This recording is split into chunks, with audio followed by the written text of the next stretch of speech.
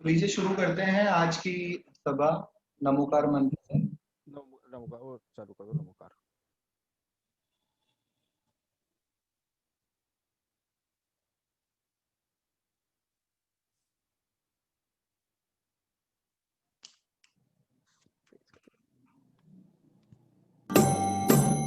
नमो अरिहन्ताणं नमो सिद्धाणं नमो वायरियाणं नमो वच्छायाणं नमो Lowe सवसाहुणम्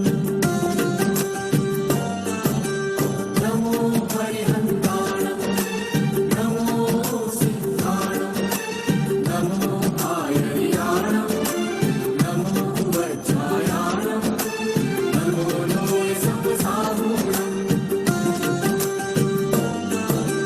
नमो अरिहन्ताणं नमो सिद्धाणं नमो आयर्याणं नमो वज्झायाणं नमो लोये सवसाहुणम्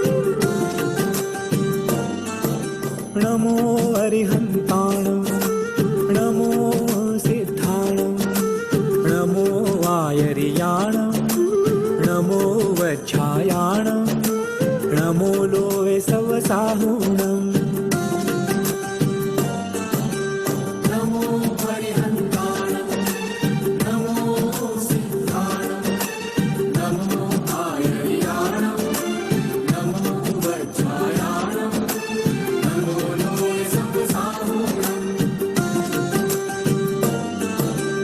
नमो अरिहन्ताणं नमो सिद्धाणं नमो आयर्याणं नमो वज्झायाणं नमो लोये सवसाहुणम् नमो अरिहन्ताणं नमो सिद्धाणं नमो वायरियाणं नमो वच्छायाणं नमो Lowe सवसाहुणम् नमो अरिहन्ताणं नमो सिद्धाणं नमो वायरियाणं नमो वच्छायाणं नमो Lowe सवसाहुणम्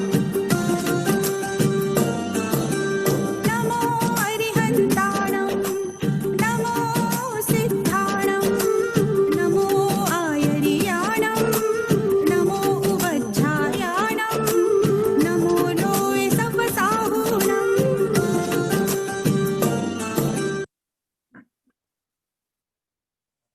सभी को सादर जय जिनेन्द्र।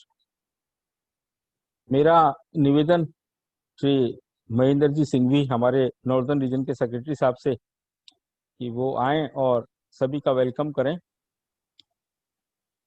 श्री महेंद्र जी सिंघवी। धन्यवाद चेयरमैन साहब। सभी जेएसजी के उपस्थित सदस्यों का नॉर्थर्न रीजन पूरे परिवार की ओर से हार्दिक अभिनंदन। आप सभी को ये भारेल साहब का जो नियमित रूप से 10 दिन का जो कार्यक्रम चल रहा था, आशा करते हैं अच्छा लगा होगा और इससे आपने काफी लाभ प्राप्त किया होगा।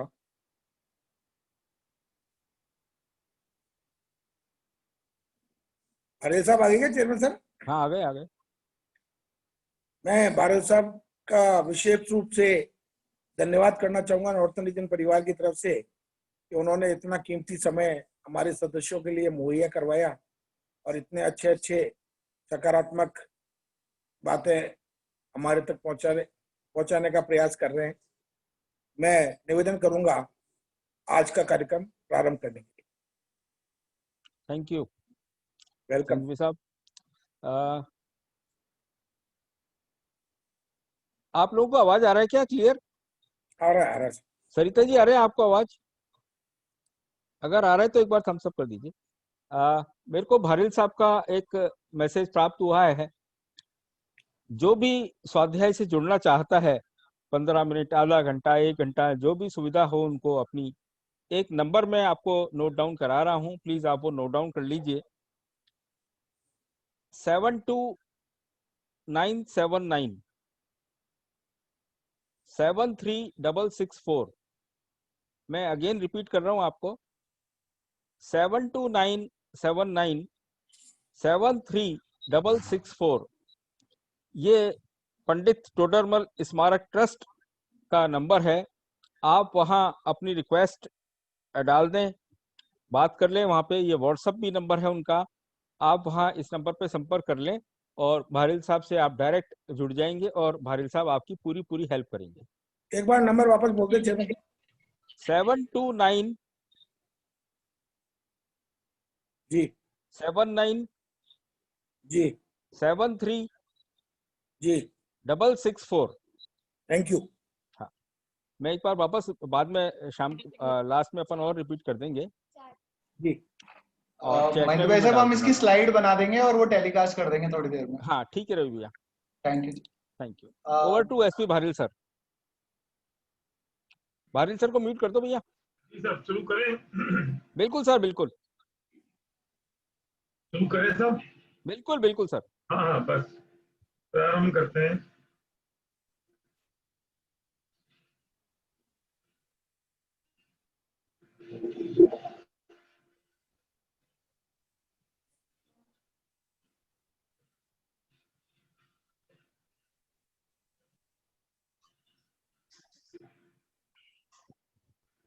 एक मिनट और लगेगा क्योंकि वो 1 मिनट यहाँ पर कुछ शांति पाठ चल रहा है, कोई तो आज बात थोड़ा नहीं, सा और अंतिम दिन आपको ये 1 मिनट और आपकी शक्ल हमारे को और एक्स्ट्रा दिखेगी सर, हमारा सौभाग्य है। 1 मिनट और लगेगा बस। कोई हाँ, बात हो गया काम।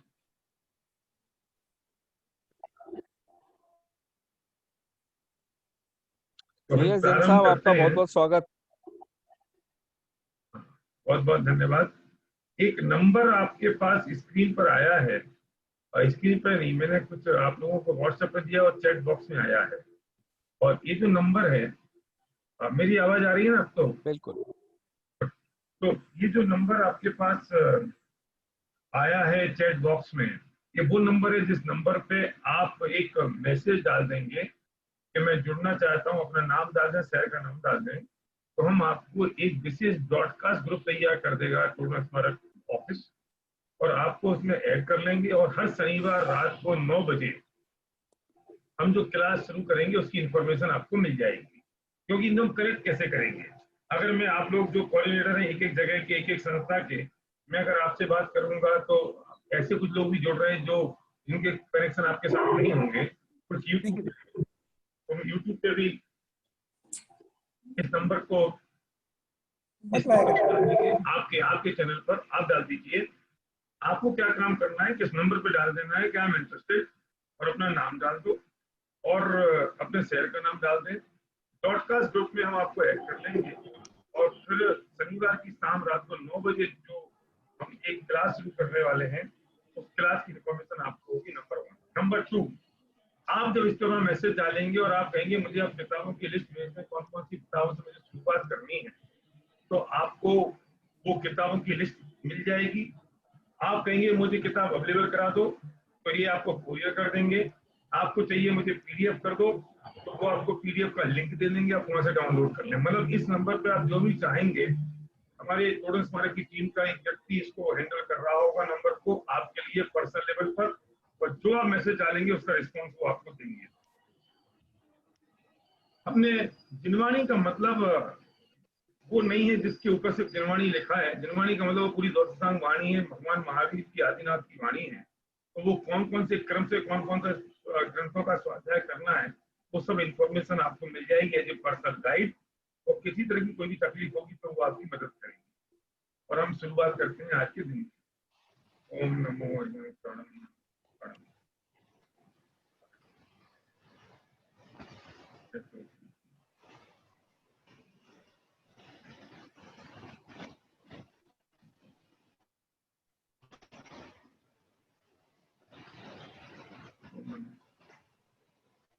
यदि कोई भी आपको जरूरत हो तो मैं तो आपके साथ हूँ ही।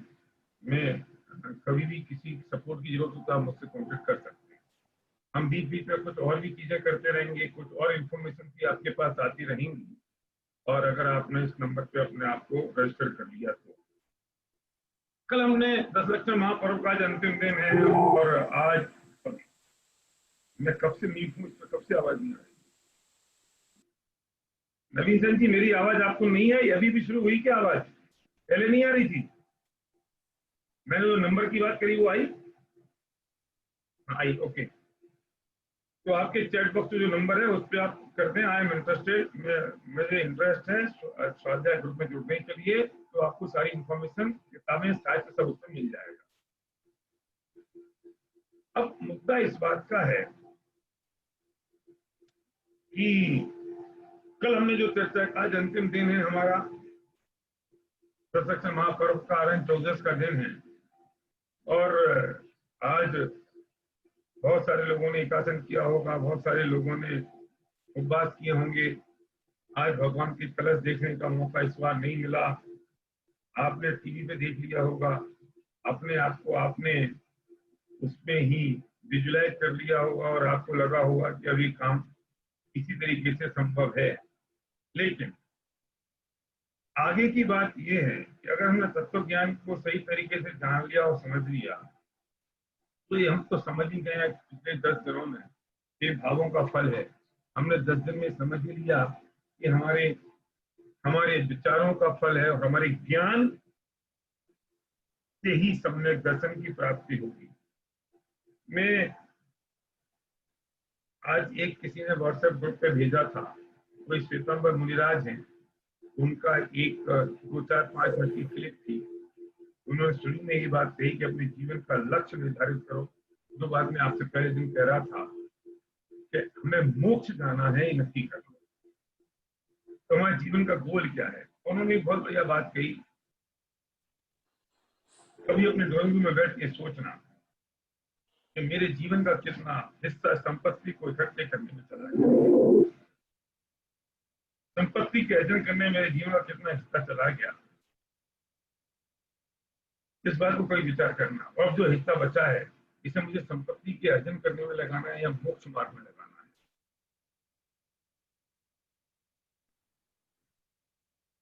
क्या हमें इससे मोक्ष के रास्ते तक ले जाना है? हाँ, बिल्कुल ले जाना है। कैसे जाएगा? ज्ञान से जाएगा। ज्ञान किसमें होगा?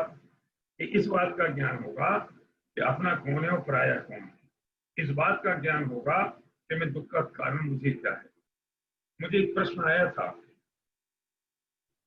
नवीन सेन जी के नाम से मैं बात बोलना चाहता हूँ क्योंकि बहुत उत्साही कार्यकर्ता है। इन्होंने एक अच्छा प्रश्न मुझे भेजा कि आप ये कहते हो कि स्त्री पुत्र मेरा नहीं है, तो फिर जानवर भी अपने बच्चों से प्यार करते हैं, तो फिर हम तो कीट पतंगे जैसे हो जाएंगे अगर हम अपने स्त्री पुत्र बच्चों से प्यार नहीं करेंगे। नवीन सेन जी, मैं कहना चाहता हूं कि हमारे आदर्श तो आदिनाथ हैं, हमारे आदर्श तो महावीर हैं। उनने क्या किया वो हमें करना है, या ऑर्डिनरी आदमी जो कर रहा है हमें वो करना है? आदिनाथ के जो 100 पुत्र थे, जो उन 100 पुत्रों को छोड़ के गए ना जंगल की ओर, तो उन्हें गलत काम किया कि समाज कैसे चलेगी, सोसाइटी कैसे चलेगी। तो हम समाज चला रहे हैं, हम सोसाइटी चला रहे हैं, हम चलाने वाले हैं क्या? और हमारे चलने से चल रही है क्या? और हमारा को किसने काम सौंपा कि तुम समाज सोसाइटी चलाओ? ये तो हम ग्रस्त जीवन में हैं, कितने समाज सोसाइटी जो कर पा रहे हैं सो कर पा रहे हैं, जो हो पा रहा है तो हो पा रहा है, वरना हमारा ये काम नहीं है और हमारे करने लायक ये काम नहीं है। क्यों नहीं है? क्योंकि हमारा मुख्य उद्देश्य तो वो है जो महावीर ने किया। मेरा मुख्य उद्देश्य तो मोक्ष जाना है। जब तक मोक्ष नहीं जा रहे हैं तो जो कर पा रहे हैं सो कर रहे हैं, समाज का काम, सोसाइटी का काम। उससे तो बेहतर है कि हम अशुभ परिणाम करके, खोटे परिणाम करके व्यापार आदि करें। उससे तो कहीं ज्यादा अच्छा है कि कुछ समाज का काम कर लें। लेकिन समाज के काम से कहीं ज्यादा बहुत अच्छा है कि मोक्ष मार्ग का काम करें। उद्देश्य तो ऊपर जाने के लिए दिया जाता है, तोड़ोमल जी कह रहे बात। तो जब मोक्ष मार्ग की बात करें तो आप एक और समाज की काम कर रहे हैं। जब आप व्यापार धंधे की बात करें, झूठ सच बोलने की बात करें, तो जरूर कहें कि हम भैया समाज की बात कर रहे हैं। कल हमने जिस जगह पे बात को छोड़ा था कि दुख किसमें है? अपनेपन में दुख है। हमने अपना माना इसलिए दुख है। मौत में दुख नहीं है, अपने के मरने में दुख है। मकान के टूटने में दुख नहीं है, अपना मकान टूटने में दुख है। कोरोना के होने में दुख नहीं है, अपने किसी को कोरोना हो गया उसका दुख है। तो चोट किसे मारनी है, पर पदार्थ को या अपनेपन को? अपनेपन को कैसे मारे जाएंगे? ये बहुत आसान है कि भरत जी घर में ही वैरागी, ये जो भरत चक्रवर्ती हुए वे घर में रहते हुए भी घर से वैरागी थे। उनको घर में रहते हुए भी वो अपनापन, वो अटैचमेंट उनका नहीं था, जिस अटैचमेंट की हम बात कर रहे हैं उससे वे विरक्त हो गए थे। हमें वो करने की जरूरत है और हमें वो बनने की जरूरत है। हमने बात करी कि मैं पूरी दुनिया को अपने हिसाब से चलाना चाहता हूं और दुनिया का जीन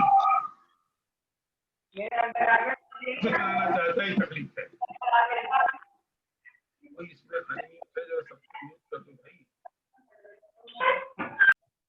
तकलीफ क्या है कि मैं पूरी दुनिया को अपने हिसाब से चलाना चाहता हूं। दुख का कारण क्या है? और वो चलती नहीं है। क्यों नहीं चलती मेरे हिसाब से? क्योंकि पूरी दुनिया को अपने हिसाब से चलाना चाहती है, तो किसके हिसाब से चले? आप तकलीफ समझ रहे हो? मैं चाहता हूं ना सब पर पदार्थ मेरे हिसाब से चले, और सारे पर पदार्थ ये चाहते हैं कि सब उसके हिसाब से चले। तो प्रकृति किसके हिसाब से चलेगी? तो बहुत अच्छा ये नहीं हो कि सब अपने अपने हिसाब से चले। और जैन दर्शन का सिद्धांत यहीं से शुरू होता है और वो कहता है कि हर कण कण स्वतंत्र है, हर पदार्थ स्वतंत्र है, कोई किसी में किसी का बंधन नहीं है, क्योंकि जो होता है वो अपनी योग्यता से होता है, वो अपनी योग्यता से आगे बढ़ता है। कैसे चलेगा? जरा कल्पना तो करो। देश के 2 प्रधानमंत्री हो जाए तो देश नहीं चलता,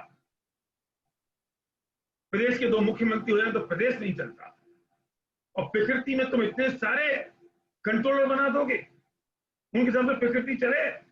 नहीं चल सकती।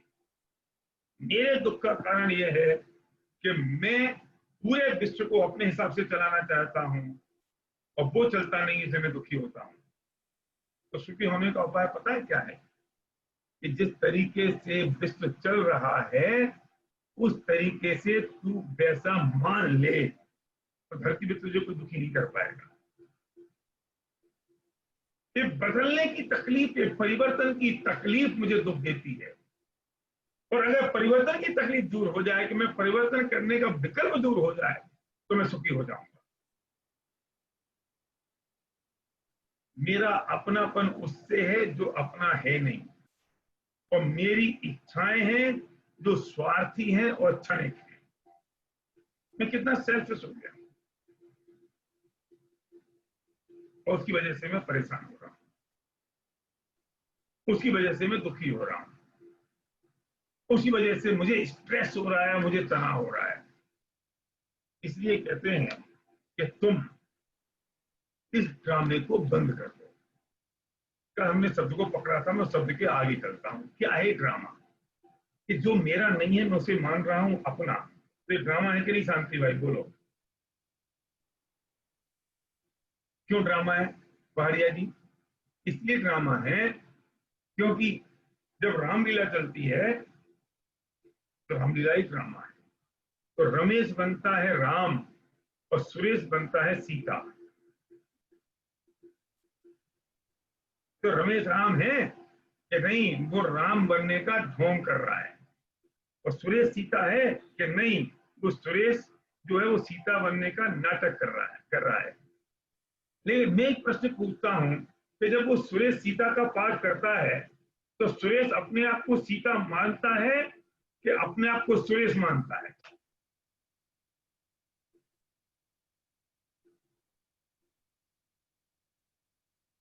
अगर वो सुरेश अपने आप को सीता मान ले तो क्या हो? वो मानता ही नहीं है। 3 घंटे तक रामायण चल रही है और 3 घंटे तक जो चलती हुई रामायण में सुरेश 3 घंटे तक सीता का पाठ करता है और हर पल वो ये मानता है कि मैं सुरेश हूं और ऊपर से बोलता है कि नाथ मैं भी तुम्हारे साथ जंगल चलूंगी, तुम अकेले कैसे जा सकते हो। ये सब जब वो सुरेश बोल रहा है सीता के पार्ट में, तो अपने आप को सीता मान रहा है कि सुरेश मान रहा है? वो मानता अपने आप को सुरेश है और बोलता है सीता का पार्ट। हमें संसार में रहना होगा, हम संसार में हैं और संसार में रहते हुए भी हमें संसार से भिन्न रहना होगा। हमें अपने आप को भगवान आत्मा मानना होगा। बेटे भी होंगे, बहुएं भी होंगी, रुपया पैसा धन दौलत मकान भी होगा, लेकिन अपने आप को यहाँ के साथ रहते हुए भी उससे भिन्न मानना पड़ेगा। गलती तो ये हो रही है कि मैं हूं भिन्न और मानता हूं कि मैं ये पर पदार्थ हूं, इसलिए ड्रामा हो रहा है। असली ड्रामा भी नहीं कर पा रहे हैं।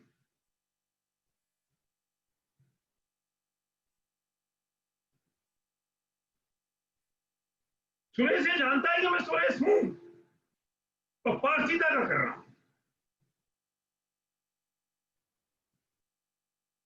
अरे हम इस मनुष्य पर्याय में आए हैं तो ड्रामा तो ये हो रहा है कि मैं हूं तो भगवान आत्मा और मैं जीव हूं और मैं अपने आप को शरीर मान बैठा हूं। ये शरीर है तो पर, और मैं शरीर को अपना मान बैठा हूं कि ये मैं हूं।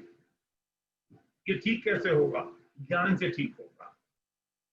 ठीक किसमें करना पड़ेगा? ज्ञान में ठीक करना पड़ेगा। तो क्या हो क्या गया है कि अनादिकाल से भ्रम है। तो भ्रम को तोड़ने का उपाय क्या है? कि भ्रम को तोड़ने का उपाय वस्तु को तोड़ना नहीं है। भ्रम को तोड़ने का उपाय वस्तुओं को दूर करना नहीं है। भ्रम को तोड़ने का उपाय वस्तुओं से भागना नहीं है। भ्रम को तोड़ने का उपाय भ्रम दूर करना है। और टोडरमल जी ने मोक्ष प्रकाशक में बहुत बढ़िया बात कही है कि भ्रम जनित दुख का उपाय भ्रम दूर करना है बस। और ये भ्रम कहां दूर होगा भाई साहब? बोलो अमित जी, ये भ्रम कहां दूर होगा? ज्ञान में दूर होगा कि वस्तु में दूर होगा? ज्ञान में दूर होगा ना। तो ज्ञान को ठीक करना है कि वस्तु को ठीक करना है? ज्ञान को ठीक करना है ना। तो ज्ञान को ठीक करने में कितना वक्त लगेगा महेंद्र बाबू? बोलो। 1 सेकंड। एक समय लगेगा। एक समय, 1 सेकंड। सेकंड जो है ना, उसका भी अनंत भाग होता है समय। एक समय कितना? चलो इसका बेस्ट एग्जांपल देता हूं कि एक समय सार में 34 और 35वीं गाथा है। समय सार जो कुंकुन आचार्य देव ने लिखा है। मैं ना गाथा पढ़ रहा हूं ना मैं गाथा की टीका पढ़ रहा हूं। मैं आपको उस रेफरेंस के साथ मैं आपको उसका ये सारांश बता रहा हूं। ये समय सार है और ये समय सार की 34-35वीं गाथा है। इसको मैं बता रहा हूं कि आप हमें ये तो इतनी गहरी बात मैं आपसे कहने जा रहा हूं कि अगर मैं आपसे कहूँ भाई साहब ये आपको समय सार पढ़ना है तो आप कह दो कि भैया ये तो मेरे बस की नहीं है, मैं कैसे पढ़ सकता हूँ आपका मोटा ग्रंथ समय सार। लेकिन मैं उदाहरण इसी समय सार में लिखा हुआ है और इतनी गहरी बात मैं आपसे कहने जा रहा हूं तो आपको ये लग जाएगा कि अच्छा इतनी सरल है कि समय सार, इतना आसान है कि हाँ इससे ही आसान है। कि क्या है वो बात सुनो। इसमें एक उदाहरण दिया है। मैं उस उदाहरण को मैं अपने तरीके से प्रस्तुत कर रहा हूँ। है तो वही उदाहरण कि धोबी के यहाँ मैंने अपना कुर्ता धोने के लिए दिया, ठीक है, और वही कुर्ता, ऐसा ही कुर्ता अर्पित तुमने भी धोबी को दिया, ठीक है। धोबी ने क्या किया कि वो अर्पित का कुर्ता मुझे दे दिया, मेरे घर पे दे दिया। अब मैं अर्पित का कुर्ता पहन के निकल गया बाजार में। डीपी जैन साहब, ये अर्पित का कुर्ता पहन के गया था कि मैं अपना कुर्ता पहन के गया था? मैं अर्पित का कुर्ता पहन के गया था कि अपना? अरे मुझे अगर ये पता होता कि अर्पित का कुर्ता है तो मैं तो हाथ भी नहीं लगाता। ये तो मैं अपना कुर्ता समझ के जान के उसे पहन के गया था। तो मैं वो कुर्ता पहन के बाजार में जा रहा था। जौहरी बाजार में, ठीक है, जयपुर में भी जौहरी बाजार है, सब जगह जौहरी बाजार होता है।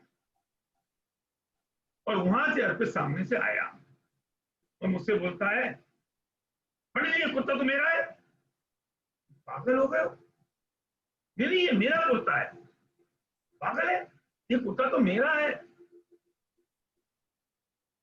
वो जो कॉन्फिडेंस है मेरा कि कुत्ता तो मेरा है, वो कितना गजब का है। बोलो, मेरी समझ में आ रही है? जौहरी बाजार में जब वो मिला और ये कहता है कुत्ता मेरा है, तो मैं कहता हूं पागल हो, कुत्ता तो मेरा है। ये मेरा कॉन्फिडेंस कितना स्ट्रॉन्ग है इस पर।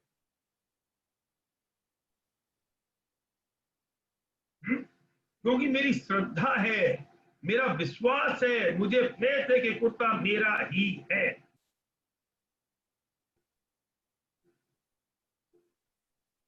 अब क्या हुआ? ये बोलता है कि नहीं नहीं नहीं नहीं नहीं, सुनो, आपको गलतफहमी हुई है।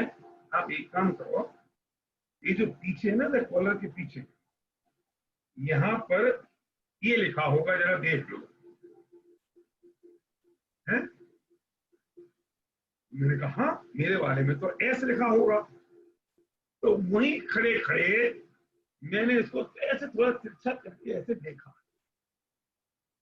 और मुझे ये दिखाई दिया। जिस क्षण मुझे वो ये दिखाई दिया, अब मैं आपसे पूछता हूं, उस क्षण वो कुर्ता मेरा रहा कि नहीं रहा? कितनी देर लगेगी? बोलो नीलिमा जी, कितनी देर लगेगी? जिस क्षण मैंने ये देखा कि ये चिन्ह मेरा नहीं है, ये चिन्ह तो अर्पित का है, तो जिस कुर्ते को मैं अपना मान रहा था, उस कुर्ते को पराया मानने में मुझे कितनी देर लगेगी? बोलो नवीन सन जी। तत्क्षण, उसी पल ये कुर्ता मेरा नहीं है। छोड़ने में कितनी देर लगी? कितना वक्त लगा? तो कुर्ता छूट गया कि नहीं? पागल हो गए हो क्या? कुर्ता छूटा नहीं है। कुर्ता जैसा था वैसा ही पहना हुआ है, जैसा ओढ़ा था वैसा ही ओढ़ा हुआ है।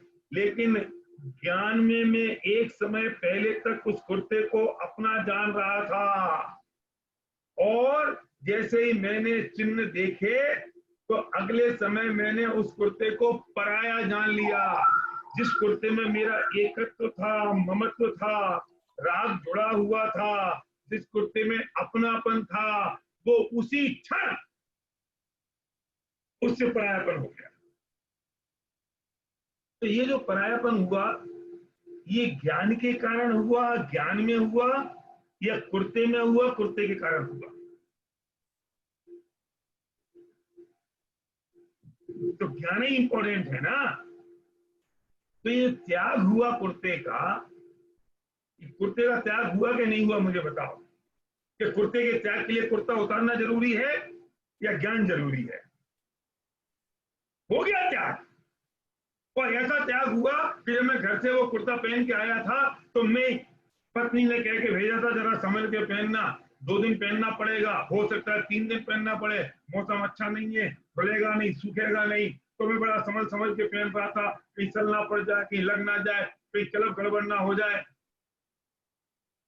कहीं कट ना जाए, कहीं फट ना जाए, क्योंकि अपना कुर्ता था ना। पर जिस क्षण ये ज्ञान हो गया कि ये कुर्ता तो अर्पित का है, ये मेरा नहीं है, तो कुर्ता तो उसी शरीर पर है, कुर्ता तो वैसे ही डला हुआ है, लेकिन अब मैं किस बात की चिंता करूंगा? मैं उसे कटने, फटने, जलने की चिंता करूंगा, प्रेस की चिंता करूंगा, गंदे होने की चिंता करूंगा?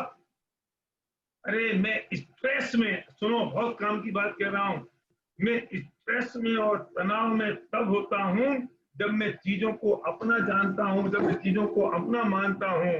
मेरा स्ट्रेस तो तब खत्म हो जाता है जब मैं चीजों को अपना नहीं मानता हूं, और जो अपनी है उसे अपना जानता हूं, जो पराया है उसे पराया जानता हूं, तो स्ट्रेस खत्म हो गया ना। जब मैं आया तो मुझे सल पढ़ने का भी स्ट्रेस था, और जब मैं घर लौट के जा रहा हूं तो मुझे वो स्ट्रेस ही नहीं है, अपन तो बिंदास हो गए, अपन तो फ्री हो गए, क्योंकि कुर्ता तो अपना है ही नहीं। आग लगे फटे जो होना हो जाए, अर्पित के कुर्ते को होगा, मेरे को थोड़ी होगा।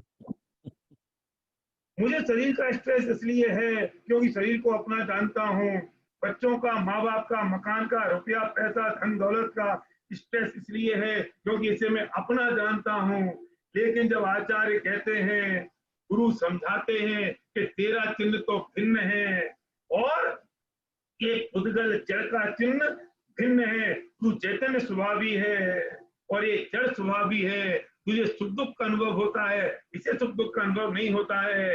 तेरे एक समय के दर्शन का नाम सम्यक दर्शन है और ये अनादि काल से जड़ अनंत काल तक जड़ रहने वाला है। तेरा चिन्ह इनसे मिलता ही नहीं है।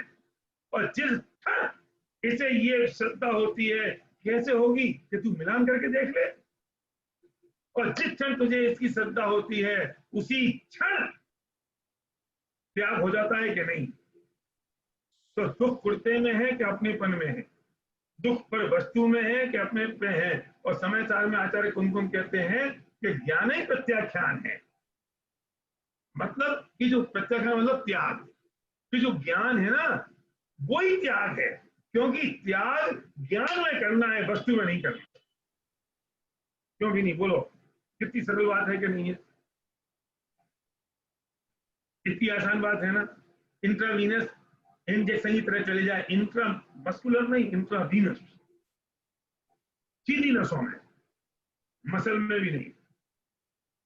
और कितनी आसान बात है, कितनी देर लगी उस कुर्ते को छोड़ने में।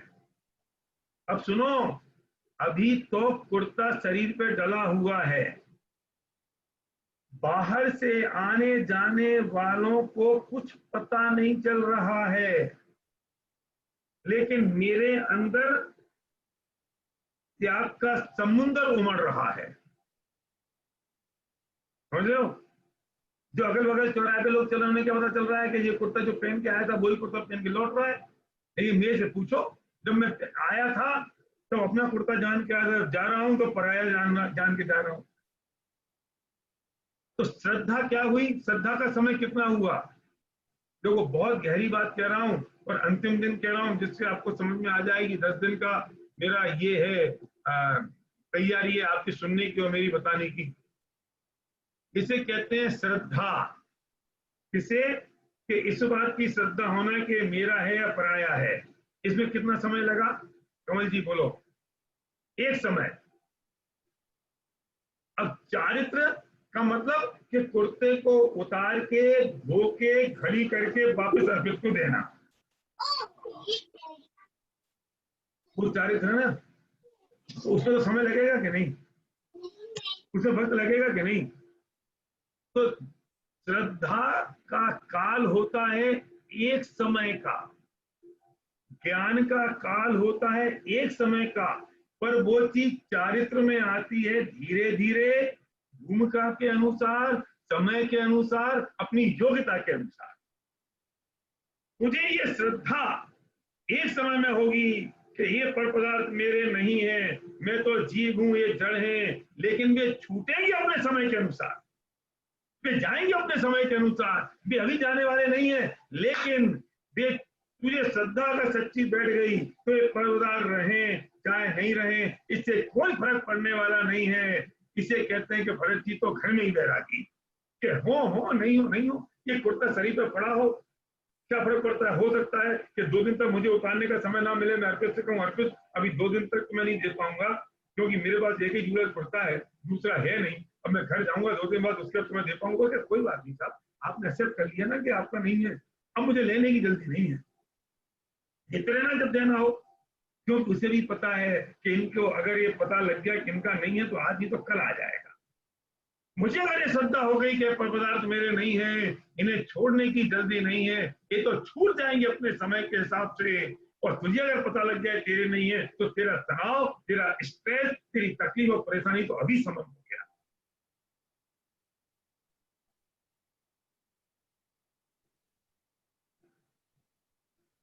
इसे कहते हैं कि श्रद्धा का काल एक समय का और चारित्र धीरे धीरे समय के हिसाब से होता है। और कब ज्ञान में करना है, वो भी इंपॉर्टेंट बात क्या है, वो ज्ञान में करना है, वस्तु में नहीं।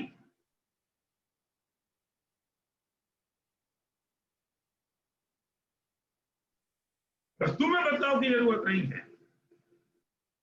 ज्ञान में बदलाव करना है। और हम वस्तु में करते हैं, तकलीफ ये है हमारी, हम वस्तु में परिवर्तन करने चले हैं, इसलिए परिवर्तन होता नहीं है।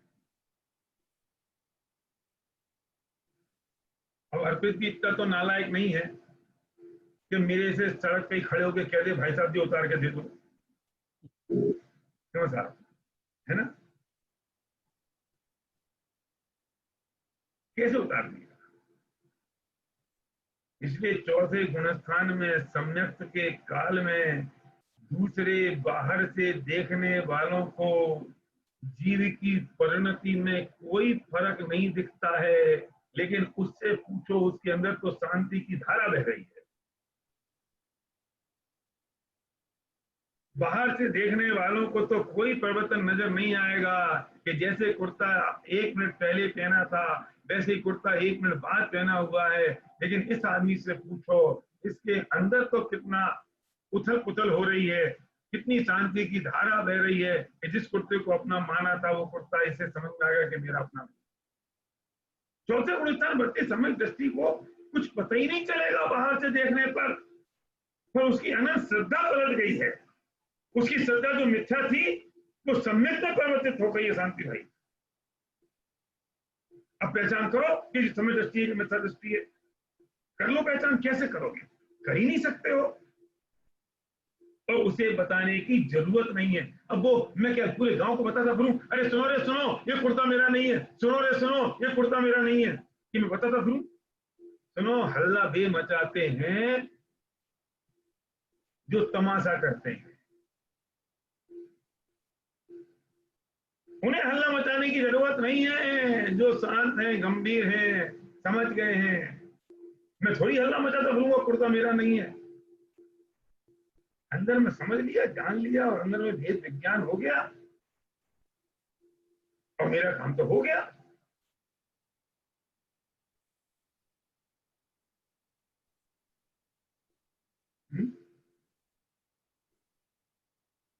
बैंक में जो कैशियर बैठा था 5 दिन पहले और जो 100 करोड़ के नोट यहां से वहां शिफ्ट करता था, उसे कितना भेद विज्ञान है कि नोट मेरे नहीं है। उसके एक्शन में तो पूरा वही है, एक्शन में कोई परिवर्तन नहीं है, लेकिन महीने के अंत में 1 तारीख को जब उसे 20,000 रुपए की तनख्वाह मिलती है, उस 20,000 की तनख्वाह में उससे कितना अपना 20,000 रुपए में, तो 20,000 रुपए जिस ढंग से वो गिनता है और 100 करोड़ रुपए को जिस ढंग से गिनता है, मैं पूछता हूं गिनने में कोई फर्क है? व्यवहार में कोई फर्क है? दूसरे आदमी को देखने वाले को कोई फर्क नजर आता है नवीन सेन जी? लेकिन इसको अंदर से पूछो, वो 100 करोड़ को ऐसे गिनता है ये मेरे नहीं है, दूसरे के हैं, सरकार के हैं, लेकिन वो 20,000 को ऐसे गिनता है ये तो मेरे अपने हैं। 20,000 के प्रति उसकी इज्जत ज्यादा है और 100 करोड़ के पीछे उसका त्याग भाव है।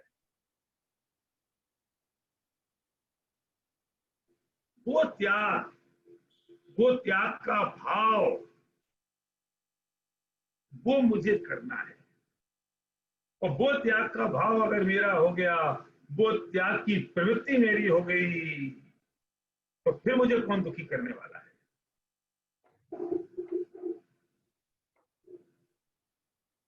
अब सुनो कि जो कुर्ता, जब अर्पित ने कहा कि निशान आप देख लो कि ये इसमें तो ये लिखा है, और जैसे ही मैंने देखा कि इसमें तो ये लिखा है, तो मैं क्या कहता हूं, ओहो सॉरी भूल से मैंने ये पहन लिया। भूल से मतलब भ्रम से, गलती से, तो भाई गलती सुधारने का अब ये जो मैंने कुर्ता पहना, ये भ्रम से पहना ना, इसको दूर करने का उपाय क्या है कि भ्रम दूर कर लेना है। तो टोडम जी कहे कि जो भ्रम जनित दुख का उपाय सिर्फ भ्रम दूर करना है और कुछ नहीं। तो दुख तो भ्रम का है, और भ्रम क्या है कि जो अपना नहीं है उसे अपना जान लिया है।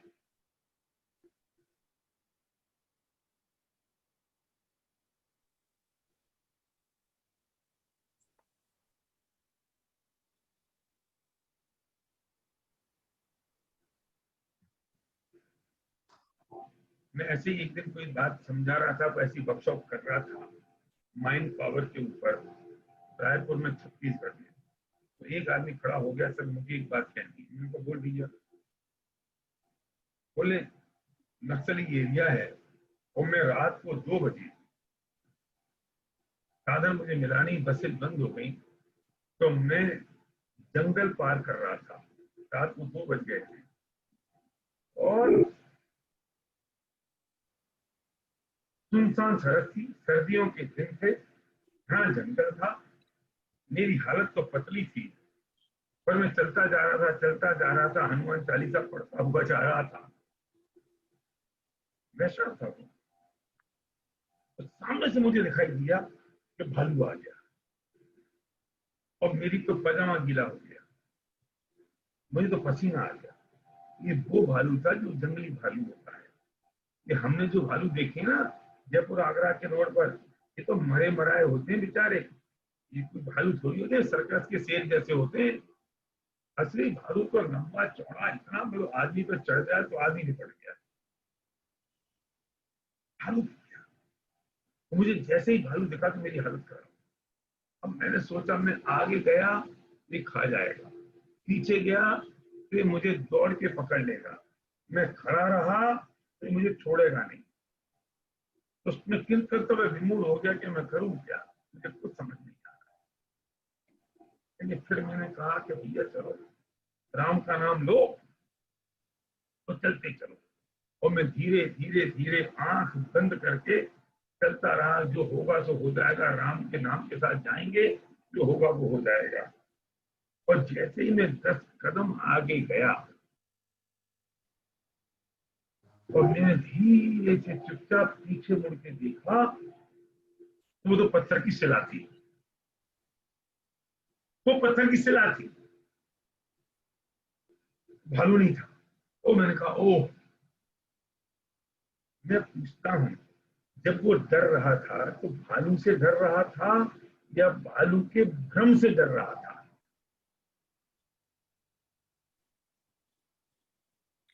उस डर को दूर करने का उपाय भालू था या भ्रम को दूर करना था? और भ्रम को दूर करना ज्ञान में दूर करना था या भालू में दूर करना था? ये 3 प्रश्नों के उत्तर समझ में आ रहे हैं सूर्यप्रकाश जी? बोलो।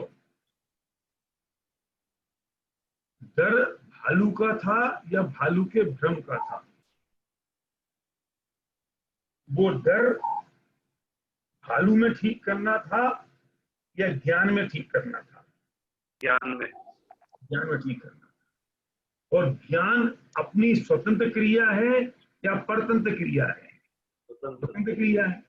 किसी और में ठीक करना हो तो डिपेंडेंसी हो, और अपने ज्ञान में ठीक करना हो तो कितनी स्वतंत्रता है। इसलिए कहते हैं कि जैन दर्शन स्वतंत्रता का दर्शन है, ये कण कण की स्वतंत्रता का दर्शन है, ये अपनी स्वतंत्रता का दर्शन है। इसमें किसी में कुछ करने की जरूरत नहीं है, जो करना है मुझे करना है और इसी समय करना है। तो किस में करना है? आत्मा में करना है कि नहीं? तो आत्मा क्या है? अनादि काल से ये आत्मा नरकों में गया, त्रिंज गति में गया, अनादि काल से आत्मा चारों गतियों के में भ्रमता रहा, तो आत्मा अशुद्ध हो गया होगा,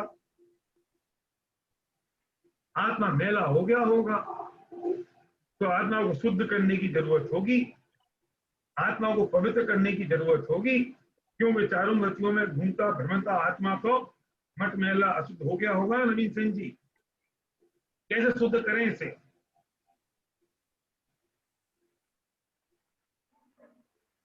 सुनो, आत्मा अगर अशुद्ध हो जाता तो शुद्ध होता नहीं। आत्मा शुद्ध था, आत्मा शुद्ध है, और आत्मा तो सिद्धों के समान है, अभी भी आज भी मेरा आत्मा। तो हुआ क्या है कि कुछ नहीं, ये जितने कर्म है ना और जितने कर्म के बंधन है, इनने आत्मा को, इन कर्मों ने आत्मा को छुआ तक नहीं है। कैसी बातें करते हो? ये क्रोध मान माया लोभ आत्मा में होते हैं और आप कहते हो कि इसने आत्मा को छुआ नहीं है। पत्थर को थोड़ी होता है, रूमाल को थोड़ी होता है क्रोध मान माया लोग, अजीब को थोड़ी होता है क्रोध मान माया लोग, आत्मा में ही होते हैं ना। जब आत्मा में ही होते हैं तो आत्मा तो कलुषता से भर गया, आत्मा तो अशुद्धता से भर गया, आत्मा में तो ये गंदगी आ गई। अगर आत्मा में गंदगी आ जाती तो आदमी आत्मा शुद्ध कैसे होता? आत्मा अगर अपवित्र हो जाता तो आत्मा पवित्र कैसे होता? हमें समझ में नहीं आता। एक तरफ आप कहते हो कि ऐसे गंदे बुरे परिणाम मत करो, कर्मों का बंधन मत करो, दूसरी बात तरफ कहते हो कि आत्मा शुद्ध है, कि पंडितों की पंडिताई है हमारे समझ से परे है, और ये पंडित लोग भी पंडिताई करते हैं।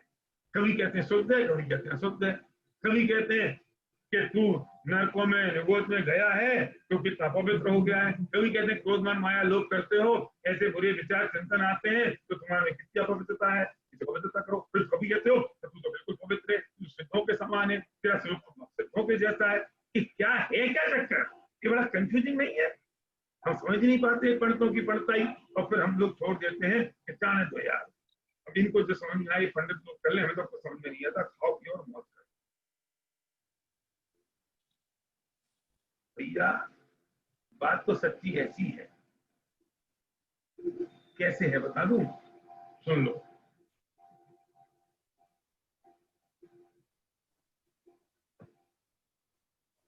अनादिकाल से आत्मा शुद्ध था, कैसा मौका है, अभी भी वैसा ही शुद्ध है, तो फिर विकार कैसे आ गए? ये सब विकार आत्मा में है पर आत्मा में नहीं है।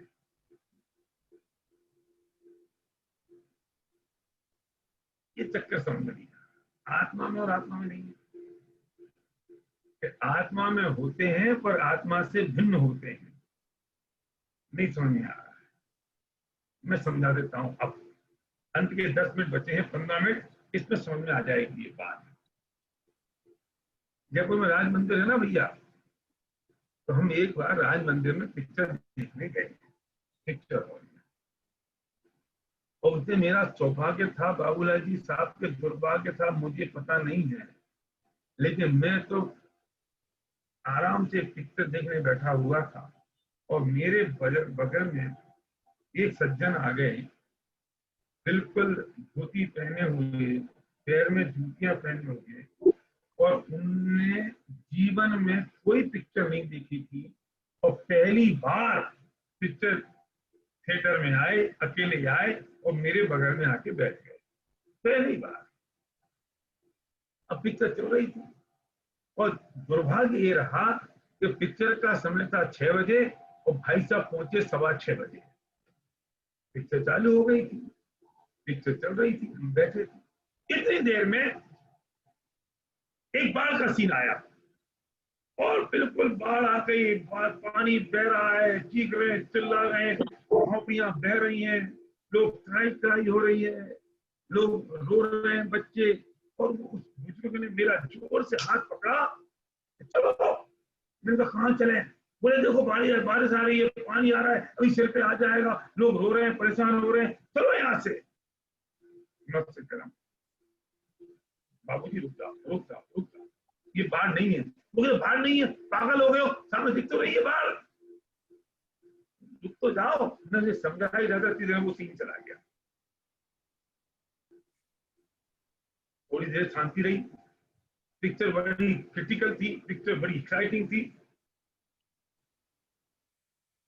एकदम से पूरे गांव में आग लग गई, और जैसे ही गांव में आग लगी तो फिर लोग चिल्लाने लगे, चीखने लगे, बिल्डिंग जलने लगी, लोग जलने लगे, हाहाकार मच गया। अब वो मुझसे कहता है कि बेवकूफ, मेरी उम्र का तकाजा है, मैं तजुर्बेकार हूँ, पानी होता तो तैर के बच नहीं जाते, आग से कैसे निकलेंगे? तू निकल तो सही पागल, निकल बाहर।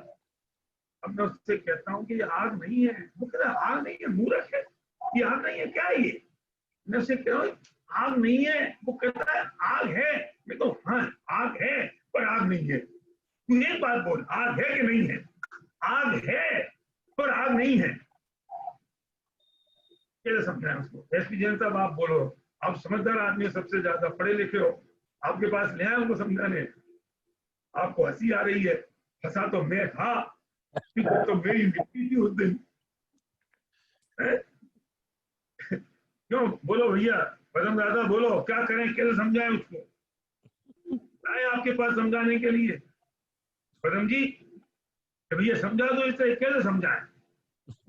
अब फिर वो सीन चला गया, मुझे समझ नहीं आया। मैंने कहा ये पिक्चर तो खराब हो गई, फिर इसको आज समझा देते हैं। मैंने कहा सुनो, पीछे पर्दा है और पर्दे पे सभी चल रहा है। बोले क्या होता है पर्दा, पर्दा मुझे पता नहीं है। मैं कहा थोड़ी देर गम खाओ, इंटरवल हो जाने दो। बोले इंटरवल कौन होता है, क्या होता है, मुझे इंटरवल की फुर्सत नहीं है।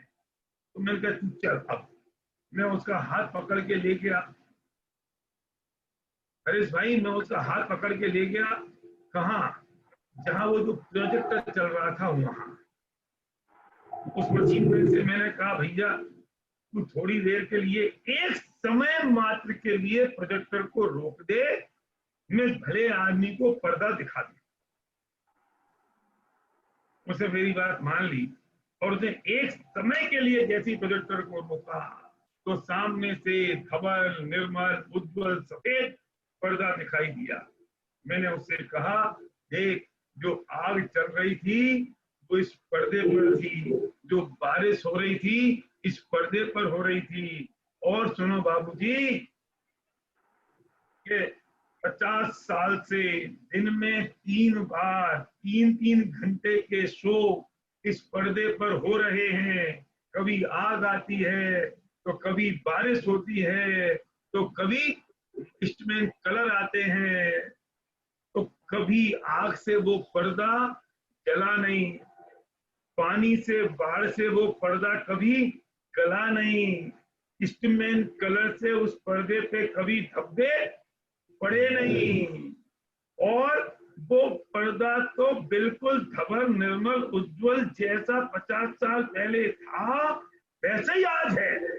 तो हो क्या रहा है, ये जो प्रोजेक्टर है ना ये मिथ्यात्व है, ये जो प्रोजेक्टर है ना ये उल्टी मान्यता है, ये जो प्रोजेक्टर है ना इसके कारण क्रोध मान माया लोभ हास्य रति अरति शोक व जुगुप्सा स्त्री वेद पुरुष वेद नपुंसक वेद हिंसा झूठ चोरी कुशील परिग्रह, इन सबके कसाय के परिणामों की रीत इस भगवान आत्मा रूपी सफेद धवल निर्मल उज्जवल पर्दे पे चल रही है। मिथ्यात्व के कारण चल रही है राजेश जी, चल रही है क्रोध के परिणाम उल्टी मान्यता के कारण। जो वस्तु जैसी उसे वैसा मैं मानता नहीं हूं तो मुझे क्रोधादि भाव आ जाते हैं, पर पदार्थ को अपना मानता हूं, जो मेरे नहीं है तो मुझे क्रोध मान हो जाता है, और उसके कारण कभी ये क्रोध की अग्नि जलती है तो कभी मान की बारिश होती है, तो माया और लोक के इंस्ट्रूमेंट कलर चलते हैं, लेकिन चलते हुए भी आत्मा वैसा ही पवित्र है जैसा वो पिक्चर का पर्दा। पिक्चर के पर्दे पर अभी तक धब्बा नहीं आया, वो गला नहीं, वो जला नहीं। 50 साल से अनादिकाल से भगवान आत्मा में एक क्रोध मान माया लोक की रील चल रही है, मिथ्यात्व के कारण चल रही है, लेकिन आत्मा ना गला ना जला ना धब्बा हुआ ना अशुद्ध हुआ। अनादिकाल से क्रोध मान माया के बाद भी आत्मा शुद्ध नहीं हुआ कि 50 साल से पिक्चर चल रही है ना पर्दे पर, तो पिक्चर वो सीन, वो बाढ़ का सीन और पर्दा एक में एक है कि अलग अलग है? बोलो बोलो महेंद्र बोलो। एक ही है। वो जो बाढ़ एक है, अगर वो बाढ़ और पर्दा एक हो जाता तो पर्दा गल जाता ना भाई साहब। अच्छा, बाढ़ और पर्दा तो अलग अलग है। अलग अलग है ना, अलग अलग है, तो बिना पर्दे के बाढ़ चला दोगे? नहीं चला सकते। हाँ, अरे तुम बिना पर्दे के बाढ़ चला नहीं सकते, बिना पर्दे के तुम बाढ़ चला नहीं सकते, और बिना पर्दे के बाढ़ चलेगी नहीं। और पर्दा और बाढ़ इसलिए एक है क्योंकि पर्दे के बिना चलेगी नहीं, लेकिन बाढ़ ने पर्दे को छुआ नहीं है, इसलिए अलग अलग है।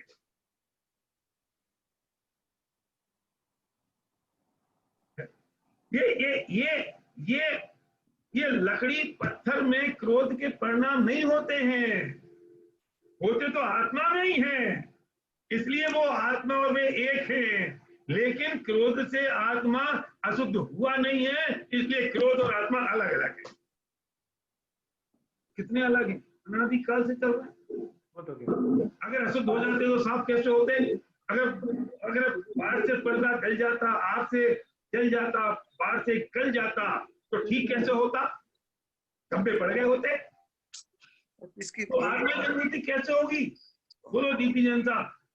क्यों? तो मिथ्यात्व के हाथ में जो प्रोजेक्टर है ना, एक समय के लिए उसे रोक दे बस। एक समय के लिए उस प्रोजेक्टर को रोका, तो इन मिथ्यात्व के कारण, उल्टी मान्यता के कारण जो क्रोधादि भाव हो रहे हैं, वे रुके और सामने से धवल, निर्मल, उज्जवल, मानो रिंसी सफेदी जैसा पर्दा सामने आ गया। एक समय के लिए जैसे ही इसने अपने आत्मा के चिन्हों को पहचाना, अपने पराय का भेद विज्ञान किया और ये मिथ्यात्व सम्यक में बदला, जैसे ही सही श्रद्धा हुई और एक समय के लिए सही श्रद्धा हुई, तो क्रोधादि परिणाम रुके, ये विकल्प रुके और अंदर से निर्मल, धवल, उज्जवल, अनंत आनंद का कंद, अनंत शक्तियों का संग्रह भगवान आत्मा प्रकट हो गया। क्या शब्द बोले मैंने? प्रकट हो गया। बिनी कुछ करना नहीं पड़ा। उस पर्दे को सफेद करने के लिए कुछ करना पड़ा भी नहीं। सफेद पर्दे को देखने के लिए कुछ करना पड़ा? अरे कुछ करने से होता कहाँ है? हम तो बात समय साल में करते हैं कि करना धरना बंद करना, तुम कहते हो सफेद करना है। पर्दे को सफेद करने के लिए कुछ करना नहीं पड़ा। आत्मा को शुद्ध करने के लिए कुछ करना नहीं पड़ेगा। आत्मा तो अनादिकाल से शुद्ध है। तुझे अपनी मान्यता ठीक करनी है। जैसे तूने अपनी मान्यता को ठीक किया, अपनी श्रद्धा को ठीक किया, तो वे क्रोधादि के परिणाम रुके और जैसे ही वो रुके तो अंदर से धवल, निर्मल, उज्जवल भगवान आत्मा की दर्शन हो गए और समय दर्शन की प्राप्ति हो गई। और वो एक अंतर मुहूर्त तक रुक जाए तो, अगर मैं कहूं कि पौन घंटे तक वो प्रोजेक्टर अगर बंद रहे तो पौन घंटे तक अगर वो प्रोजेक्टर बंद रहे, तो मेरा वो जो बुजुर्ग था ना रामलाल, जो मेरे बगल में आके बैठ गया था, उसको एक पक्की श्रद्धा हो जाए कि ये तो पर्दा ही, श्रद्धा तो उसी वक्त हो गई जो एक समय के लिए रुका, लेकिन पौन घंटे तक लगातार वो देखता रहता है, लगातार उस बात का अनुभव करता रहता है। उसे समझ आ जाती है कि ये कुछ और है, मैं कुछ और हूं, और उसे ये इस बात का परिपूर्ण ज्ञान हो जाता है। एक अंतर मुहूर्त तक अगर ये विकारी परिणाम रुक जाए, तो जिस भगवान आत्मा के दर्शन एक समय में हुए थे और समय दर्शन की प्राप्ति हुई थी, वही अगर एक अंतर मुहूर्त तक हो जाए तो केवल ज्ञान की प्राप्ति हो जाए। तो आत्मा का अनुभव करने के लिए क्या करना पड़ेगा? क्यों? प्रोजेक्टर को बंद करना पड़ेगा। तो प्रोजेक्टर क्या किसके हाथ में है? मिथ्यात्व के हाथ में है। तो मिथ्यात्व का मतलब क्या है? कि तेरी जो मान्यता उल्टी है उसको सीधी कर ले। और कौन सी मान्यताएं उल्टी है? कि जो अपना नहीं है उसे अपना मान लिया और जो अपना है उसे पराया मान लिया। ये भेद विज्ञान कर लो। इतना सा तो काम है। क्यों विजय जी बोलो? बरजत्या, इतना सा तो काम है। और पता नहीं क्या कर गए। क्या रामायण में क्या है? कि कुछ नहीं, एक था राम, एक था रावण, बाने बाकी ना खरी, बाने बाकी ना हरी, इतनी बैठे पोथना कि मोक्ष जाने के लिए क्या करना है शैलेश भाई? ये कुछ नहीं है, इतना सा काम है। अपने और पर का भेद विज्ञान कर लेना है। वो चिन्ह देख लेना है कि ये जो मेरा चिन्ह है चैतन्य स्वभावी, वो किससे मैच करता है। वो जिससे मैच करता है वो मैं हूं, और जिससे मैच नहीं करता है वो सब पर है। अगर तूने इतना सा जान लिया तो सम्यक दर्शन की प्राप्ति हो गई, और तूने अंतर्लोक तक उसकी लीनता कर ली तो केवल ज्ञान की प्राप्ति हो गई और मोक्ष मार्ग में हम पहुंच गए। कितनी सी तो बात है, कितनी सी बात है, बस कितनी सी है। कि अकबर और बीरबल की किताब के पीछे का जो गधा है ना, इतनी सी बात है, कितनी देर लगी उसको, और जब दिख गया तो फिर वही मिटा, नहीं मिटा। वो जंगल में जो गधा दिखा, गधे में नहीं फर्क करना है, दृष्टि में फर्क करना है। इन 10 दिनों के दौरान मैंने एक कोशिश की है कि हमारी दृष्टि में परिवर्तन आ जाए। बस दृष्टि में परिवर्तन आ गया तो पूरा दिनागम समझ में आ जाएगा। दृष्टि में परिवर्तन आ जाए तो आनंद का मार्ग खुल जाएगा। दृष्टि में परिवर्तन आ जाए तो मोक्ष का रास्ता खुल जाएगा। आप लोगों ने बहुत अच्छी तरह से सुना। क्षमावाणी के दिन हम मिलेंगे कि नहीं मिलेंगे मुझे पता नहीं है। मैं तो पहले दिन से ही क्षमा कर ली, रोज क्षमा कर देता हूँ, आपसे क्षमा मांग लेता हूँ। इन 10 दिनों के दौरान मैंने कुछ बात कही होगी, निश्चित तौर पर किसी को हर्ट की होगी, किसी को बुरा लगा होगा। मेरा तरीका थोड़ा सा ऐसा है, मैं बोल देता हूँ आप लोगों से, कुछ उदाहरण किसी को दे दिए होंगे, किसी का नाम 2 बार ले लिया होगा, किसी का नाम 1 बार भी नहीं लिया होगा, वो इसमें भी बुरा मान जाता है। तो मैं जानता हूँ ये सब हुआ ही होगा, और मैंने 10 दिन बिल्कुल खुले मन से काम किया कि अंतिम दिन तो माफी मांग ही लेंगे। तो मैं आपसे वो माफी मांगता हूँ, और आपकी तरफ से अगर मुझे कोई तकलीफ हुई है तो मैं आपको माफ भी करता हूँ। और मेरा इंटेंशन एक ही था, जिस दिन मैंने ये सुना उस दिन से लेके आज तक कि मैं ये दिनवाणी की बात का रसास्वादन आपको करा सकूं, और आप इसे लगातार इसे जीवन का अंग बना लें और आप इसको अपने जीवन में उतार लें। कोई प्रयत्न और कोशिश मैंने की है, आपकी जैसी योग्यता होगी वैसा होगा।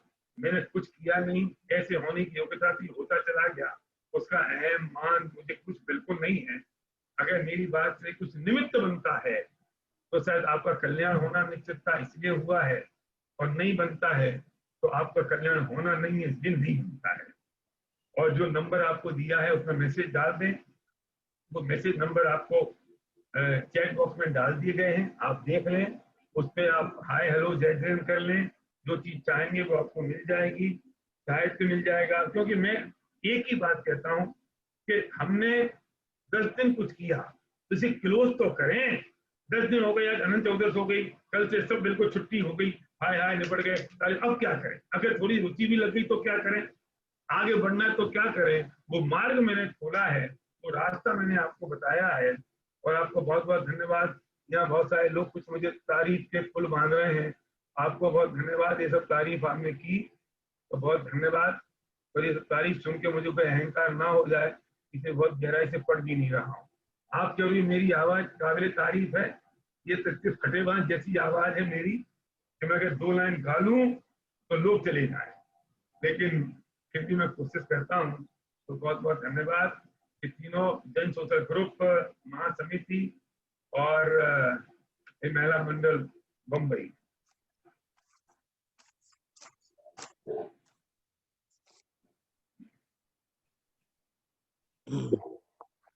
बहुत बहुत धन्यवाद भारिल साहब। Jain social group northern region परिवार की ओर से मैं आपका बहुत बहुत धन्यवाद प्रकट करता हूं। और रियली और सबके जैसे ही मैं, बल्कि मैं उनसे भी अपने आप को बहुत ये मानता हूं कि मेरे में तो बिल्कुल ही नॉलेज नहीं थी, लेकिन जिस तरीके से आपने हमारे को समझाया, जिस तरीके से स्टार्टिंग की, उससे हमारे को बहुत, सभी लोगों को मुझे लगता है कि बहुत कुछ सीखने को मिला। और विशेष रूप से मैं धन्यवाद देना चाहता हूं हमारे मुख्य संयोजक रवि प्रकाश जी को, डॉक्टर राजीव जी जैन को, शैलेंद्र शाह चीकू हमारे भाई जिन्होंने हमारे को आपसे मिलाया और हम आज ये मुकाम हासिल कर पाए, हमारे पंकज जी सेठी कोटा, आशीष सिंघवी जी, मनीष जी मेहता, और विशेष रूप से रवि जैन जो पर्ल के ग्रुप के हैं हमारे, और इस ग्रुप को पूरे को कोऑर्डिनेट कर रहे थे, सारी वीडियोग्राफी दिखाना, ऑडियोग्राफी को सुबह शाम को मतलब आने से पहले एक बार नमोकार सुनाना, बाद में हमारे को एक कोई ना कोई वीडियो दिखाना, सारा उन्होंने मैनेज किया। उनको विशेष रूप से धन्यवाद देता हूं। और आज जैसा भारिल साहब ने नंबर आप सबको दे दिया है, और अगर अभी भी किसी के पास ना हो तो मैं आपको एक बार वापस रिपीट कर देता हूं। और जो भी आप क्वेरीज चाहते हैं, भारिल साहब का ऑफिस है, वहां आपको पूरी जानकारी मिल जाएगी। स्वाध्याय आप करना चाहते हैं, जो भी आप करना चाहते हैं, वहां से आप शुरुआत कर सकते हैं। नंबर है 7297973664। ये भारिल साहब के ऑफिस का नंबर है और आप वहां से पूरी जानकारी ले सकते हैं। महेंद्र भैया, ये नंबर हमने टेलीकास्ट भी किया था अभी स्क्रीन पे, हाँ, एक टेलीकास्ट दोबारा कर देना रवि भैया। वापस कर देता हूँ। और हमने स्क्रीनशॉट भी ले लिया इसका। जी जी। और हम और लोग आज का वीडियो भी प्ले करना चाह रहे थे, अगर आप परमिशन दे तो। हाँ, एक चीज मैं और बता दूं आपको कि कल हम, आज तक तो नहीं डाला था हमने, ये आज तक की 10 दिन की हमने पूरी रिकॉर्डिंग करी है और इसको YouTube पे डेली हमने डाला है, लेकिन अभी आपको लिंक नहीं भेजा था ताकि वो अभी आप छूट जाए तो अब देखें उसको। कल तक मैं बता देता तो आप हो सकता है बीच में गायब हो जाते कि ठीक है YouTube पे तो है ही, कभी भी देख लेंगे, इसलिए ऐसा नहीं किया हमने। और YouTube पे है, कल मैं आपको लिंक सबको भेज दूंगा, आप आराम से फर्स्ट डे से और आज तक का कोई भी अगर आपका ये छूटा हो भारिल साहब का सेशन तो आप उसको ज्वाइन कर सकते हैं, सुन सकते हैं वापस से।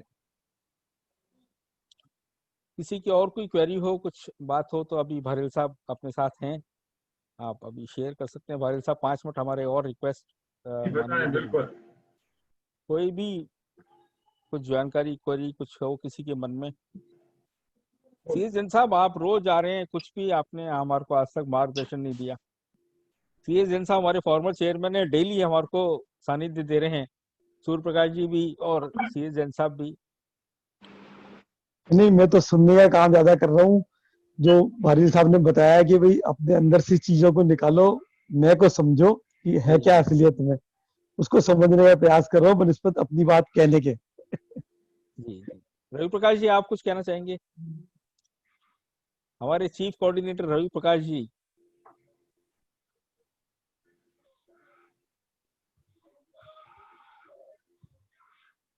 हाँ, अब आई क्या आवाज? आई। आ रही क्या आवाज? हाँ, जय जिनेन्द्र। जय जिनेन्द्र। आ रही आवाज? आ रही है।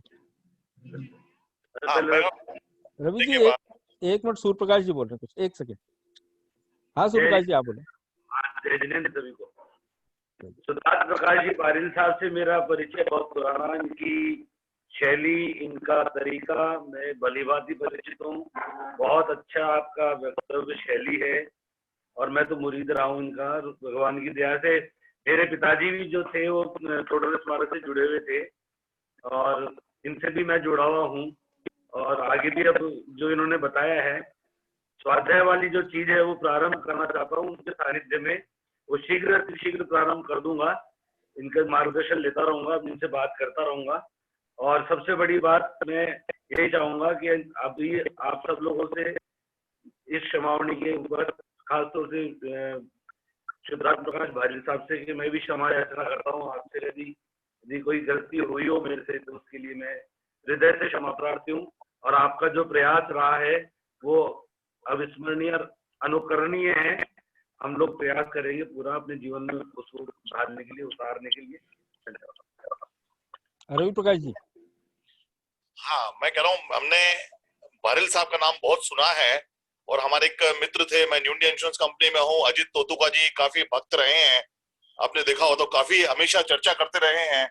और एक ऐसा जो प्रवचन जिसे कहता है ना कि आपने को एक बार लगता है, एक बार जुड़ने की जरूरत है, एक बार जुड़ने के बाद यदि आप जुड़ गए तो उसके बाद मुझे लगता नहीं कि कोई वापस से अलग होना चाहेगा। ये बहुत ही बढ़िया बात कही है गिदरवाल साहब ने कि इन्होंने इस चीज को यूट्यूब पे भी लिया है, रिकॉर्डिंग भी की है और इसको इन्होंने रोका रखा है। ये बहुत अच्छी बात है कि अब लोगों को लगेगा यदि कोई किसी ने इसको मिस किया हो तो इसका वो लाभ उठा पाएगा। मैं चाहूंगा कि गिदरवाल साहब भारिल साहब से इस बात का एश्योरेंस जरूर ले लें कि अगली बार जो हमारा ये सेशन है 10 लक्षण पर्व वाला, एक एश्योरेंस जरूर ले लें आप इनसे कि अगली बार भी हम लोगों को आपका सानिध्य मिलता रहे। रवि भैया, भारिल साहब से ही मैंने सीखा है, मेरे पास कुछ महीने बचे हैं जीवन के, अगर मैं जिंदा रहा जरूर से कोशिश करूंगा, भारिल साहब से निवेदन करूंगा, चीकू भैया से निवेदन करूंगा कि भारिल साहब के सानिध्य हमारे को मिलता रहे, हमेशा मिलता रहे। जब भी हमने आपसे निवेदन किया है हमेशा हमें मिला है। मेरी ओथ सेरेमनी के टाइम पे भी मिला था, मनीष जी झांझरी जब चेयरमैन बने जब भी हमारे को मिला, इंदौर में भी मिला, जब भी हमने आपसे निवेदन किया हमेशा आप हाजिर हुए। और जैसा सूर्य प्रकाश जी कह रहे थे, मैं तो पैसे देके सुन के आता था। 1995 में 200 रुपए का टिकट खरीदता था और जयपुर से दिल्ली टैक्सी करके 4 जने मिलके, इतने पैसे नहीं होते थे मेरे पास, 4 जने शेयर करके टैक्सी हम दिल्ली जाते थे और बहरील साहब को सुन के आते थे। 200 रुपए का टिकट 1995 में 200 रुपए मेरे लिए बहुत बड़ी बात थी भाई साहब। 1000 रुपए नौकरी में मिलते थे, मेरे 1000 रुपए तनख्वाह, जिसमें से एक सप्ताह में बहरील साहब को दिया था 200 रुपए। 200 रुपए मेरे अभी तक ध्यान है मेरे को, 200 रुपए 1995 में। तो वो महान शख्सियत हैं आप, और इतना सरल स्वभाव कि हमारे लिए हमेशा तत्पर तैयार रहते हैं। नहीं तो सो मेनी लैक्स आप आवर्स के चार्ज करते हैं, हमें भी नॉलेज है, लेकिन हम इस लायक नहीं थे कि हम आपको कुछ दे पाए। और हमेशा हमने आपको, सभी ने मिलके कुछ ना कुछ परेशान भी किया हो, तो सब पूरे नॉर्दर्न रीजन परिवार की ओर से मैं आपसे उत्तम क्षमा चाहता हूँ। आप हमें क्षमा करें। मैं तो इस बात से बहुत प्रसन्न हुआ, और मैं एक बात कहता हूँ कि यही जो हमारा इस सिद्धांत की गति जैसी होनी होती है वैसी मति चलती है। मेरे ये महासमिति के और महिला मंडल के सभी प्रवचन नक्की हो गए, तो मुझे 2 दिन पहले ऐसा ख्याल आया कि किसी से बात कर लूं, वरना मुझे कोई मतलब जरूरत भी नहीं पड़ रही थी, आवश्यकता भी नहीं थी। मैंने सर्वज्ञ को बोला, मेरे बेटे को, अपने घर में डिस्कस किया कि यार अपन 2 जगह तो चालू है, 3 से और कर ले, क्या पता इनका कुछ भाग्य परिवर्तन होना हो। मैंने एक दिन पहले वो टेक्निकल टीम को बुलाया कि कोऑर्डिनेट कर लेते हैं, कैसे बैठेगा कैसे होगा। मैंने चीकू से कहा 2-3 दिन पहले, क्योंकि चीकू ने मुझे 2-3 साल पहले कहा था कि अपन कुछ परीक्षण में कर रहे हैं, मुझे याद आ गया। चीकू ने कहा बिल्कुल कर लेते हैं, जरूर करते। चीकू ने महेंद्र जी से बात करी, इनने पूरा उत्साह दिखाया और ये हो गया। एक व्यक्ति के जीवन में परिवर्तन आता है ना, उससे बड़ा कोई काम नहीं हो सकता। मैं आपको विश्वास दिलाता हूँ कि 10 लक्षण तो 1 साल बाद होगा। हम कोई 2-3 महीने बाद कोई ऐसा प्रोग्राम ऑर्गेनाइज कर सकते हैं आप ही के लेवल पे, जिसमें हम 3-4 घंटे का प्रोग्राम रखें, 4 घंटे का प्रोग्राम रखें, ऑनलाइन डिजिटल। तो फिजिकल में तो बहुत चक्कर पड़ेगा, वेन्यू बुक कराओ, पैसे इकट्ठे करो, पैसे लाओ, लोगों को बुलाओ, माइक, दुनिया भर की झंझट। अभी कितना आसान हो गया है। इसमें जन सूत्र को खर्चा हुआ होगा तो क्या हुआ है, एक आईडी का खर्चा, और क्या खर्चा होना है, कुछ नहीं ना। वो भी अभी काम आनी, महीने भर 20 दिन और पड़े हैं आपके पास, तो कुछ नहीं खर्चा है। और हम ऐसे लोगों को बुला के हम कोई 3-4 घंटे का ऐसा सेमिनार, ऐसे सेशन रखें जिसमें जैन दर्शन की मूल बातों को, ऐसे तत्व ज्ञान को जीवन से उपयोगी है, उस सेशन को हम करें सेमिनार की तरह, ऑनलाइन डिजिटल। और आप भी उन लोगों को बुलाओ जो आपके लोग हैं, जो जानना चाहते हैं, समझना चाहते हैं, तो करें। देखो, जैन सोशल ग्रुप है, आप जैन नाम लगा रखा है, और जो अपन काम करते हैं वो बहुत बढ़िया करते हैं सोशली, लेकिन अपने कल्याण के लिए, जैन तत्व ज्ञान को समझने के लिए, वस्तु के स्वरूप को समझने के लिए कुछ काम कर लेना। मैं इसका नाम रख देता हूँ। इसका नाम भी हम कुछ नहीं रखेंगे, मैं तो इसका नाम भी रखूंगा कि नो द न्यू यू। अपनी जिंदगी को खुशहाल तरीके से कैसे जिए। इन 10 दिनों में हमने क्या बात करी, ये स्ट्रेस फ्री मैनेजमेंट की बात करी ना। इससे बढ़िया मैनेजमेंट कुछ नहीं हो सकता, इससे बढ़िया स्ट्रेस फ्री लाइफ कुछ नहीं हो सकती। अभी कोई और पैसे ले ले आपसे कि लाओ सर 5,000 रुपये लेंगे और आप आ जाओ, एक दिन का हम सेशन करते हैं आपके लिए, how to reduce our stress, और हम अटेंड करने चले जाएंगे। धर्म के नाम पर कोई सुनने नहीं आता। ये तो धर्म की बात है। कौन से 10 दिन में अपने को लगी जब धर्म की बात करी। वस्तु के स्वरूप का चिंतन किया ना, और वस्तु के स्वरूप का नाम धर्म है, यही बात है। और ये जो प्रोग्राम चलेंगे ना वीकली, जो पीयूष क्लास लेगा, उसमें भी हम बिल्कुल मूल से बात शुरू करेंगे। भगवान के क्यों दर्शन करना, भगवान क्यों होते हैं, पूजन क्यों करनी है, रमोका मंत्र में क्या है। रमोका मंत्र पढ़ तो रहे, पर पता नहीं रमोका मंत्र में है क्या। रमोका मंत्र अर्थ समझो, जानो, वो भी आप शुरू करोगे तो हफ्ते में 1 घंटा निकालना आपके लिए बड़ा काम नहीं है। और it should be a great part of your Jain सूत्र ग्रुप। और आपका बहुत बड़ा इनिशिएशन होगा, इनिशिएटिव होगा, और आपके लिए नहीं, पूरे दुनिया के लिए, पूरे हिंदुस्तान के लिए हो सकता है। और आप लोगों को बताओ हम इस दिशा में काम करें तो दीदी करें, तो उनका भी कल्याण हो सकता है। इस बात से एक बात, और मुझे बहुत प्रसन्नता हुई कि आपने इंटरेस्ट लिया, और आपने भी इसलिए इंटरेस्ट लिया, ना जाने किसके भाग में परिवर्तन होना हो, तो आप लोगों की रुचि जगी। इस बात से मैं बहुत प्रसन्न हुआ और मुझे बहुत अच्छा लगा। धन्यवाद। थैंक यू बहरील साहब। सिंघवी जी फाइनली एक बार सबका थैंक यू कर दें, हमारे सेक्रेटरी साहब से निवेदन।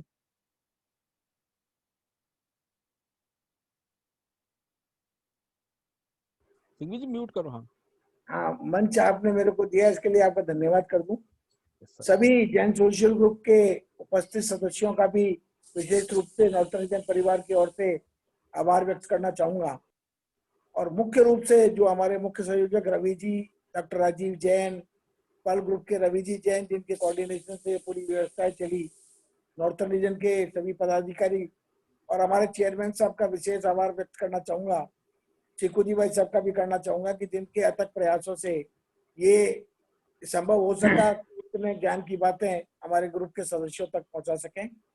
और भारत साहब ने जो आगे एक हमें आशान्वित किया है कि 2-3 महीने में कोई 2-3-4 घंटे का कार्यक्रम और रखा जा सकता है, उसके लिए भी हम उनको धन्यवाद देना चाहेंगे। और जो नंबर हमारे चेयरमैन साहब ने आप सबको सूचित किया है, मैं वो आशा करता हूं कि आप सभी उसका उपयोग करते हुए अवश्य रूप से लाभान्वित होंगे। आप सबने अपना कीमती समय निकाला, इसके लिए एक बार पूरे नॉर्थन रीजन परिवार की ओर से धन्यवाद। और आप सभी से इस समायाचना पर्व के अवसर पर उत्तम समा करते हुए मंच में वापस चेयरमैन साहब को देता हूं। ओके, थैंक यू सभी को, सभी का बहुत बहुत धन्यवाद। Thank you so much, thank you so much. जय जिनेन्द्र। जय Jinendra. Thank you very much.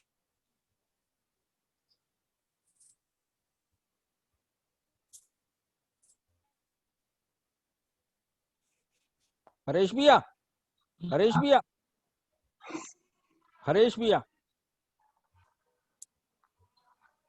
Haresh भी आउट हो गए क्या?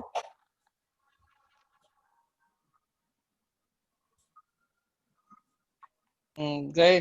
चलो कोई बात, ठीक है रवि भैया।